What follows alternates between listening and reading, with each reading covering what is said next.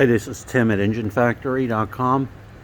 I just finished building this beautiful 427 Ford 540 horsepower engine.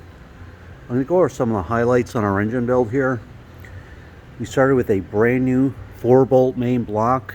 It has all forged steel internals, forged steel crankshaft, I-beam connecting rods, forged pistons, AFR aluminum cylinder heads.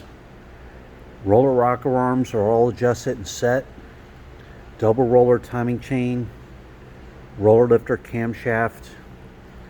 We have the aluminum intake manifold, MSD distributor, MSD coil, Holley 750 CFM carburetor. Real nice Cobra valve covers with the matching air cleaner. High flow aluminum water pump. High flow fuel pump, all the heavy duty Russell fuel lines, gas filters on there. Chrome dipstick and tube. Every engine at Engine Factory is live run for over 45 minutes. You're going to see a video of your engine running in the stand. You're going to see the manifold vacuum reading, the water temperature, oil pressure, cold and hot. I set the ignition timing for you. Adjust the idle mixer screws so they have the best manifold vacuum. Set the idle. This engine is drop-in, ready to go, in stock. So ready to buy?